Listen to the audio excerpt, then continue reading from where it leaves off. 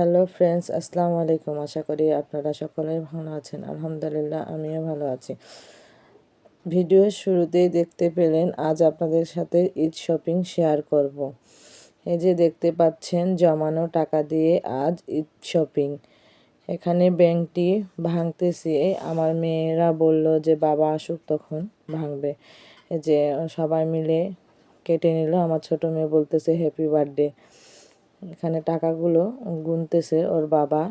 10 টাকা, 20 টাকা, 30 টাকা যখন যা পারতাম বাচ্চা সহ সবাই মিলে এখানে রাখা হয়েছিল। এখানে টাকাগুলো গোনা হয়ে গেছে। আমার ছোট মেয়ে বলতেছে আমরা বড়লোক হয়ে গেছি, আর টাকা আল্লাহর কাছে চাইতে হবে না। বেরিয়ে পড়লাম বাজারের উদ্দেশ্যে।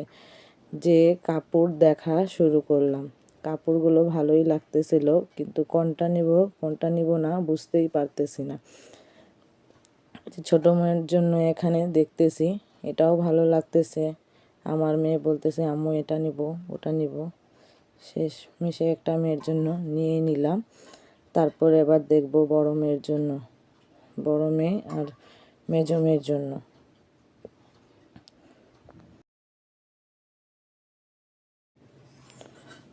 বড় মেয়ের জন্য নিয়ে নেওয়া হয়ে গেছে, কিন্তু মেজো মেয়ের জন্য একটু সাইজে পাওয়া যায় না, কারণ মেজো মেয়ে একটু পাতলা। আপনারা এখান থেকে বলেন তো বড় মেয়ের জন্য কোনটা নিয়েছি। কাপড়ের কালেকশনগুলো এখানে খুব ভালো ছিল।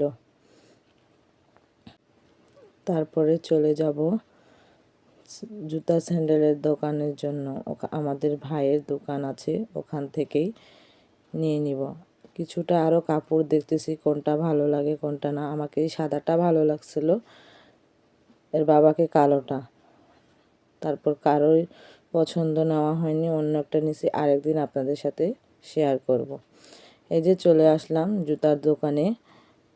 জুতার কালেকশনগুলো ভালো ভালো ছিল। তারপর পছন্দ হচ্ছে তো সাইজ হচ্ছে না, সাইজ হচ্ছে তো পছন্দ হচ্ছে না। একে একে করে পায়ে দিয়ে দেখতেছিলাম কোনটা ভালো লাগে। পরিবারের সবাই এখান থেকেই নিলাম।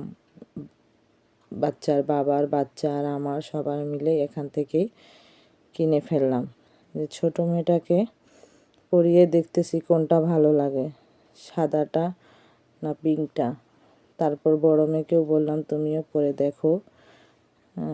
বড় মেয়েরও নিয়ে নেওয়া হয়ে গেল, কিন্তু মেজো মেয়ের পা পাতলার জন্য একটু সমস্যা হচ্ছিল। ওর পছন্দ হচ্ছে না, যেটা পছন্দ করতেছে সেটা হচ্ছে না। তারপর আসার পথে মেয়েদেরকে ফুচকা খাইয়ে নিলাম। আমাদের ভিডিওটি যদি ভালো লাগে থাকে প্লিজ লাইক সাবস্ক্রাইব করে পাশে থাকবেন। আল্লাহ হাফেজ।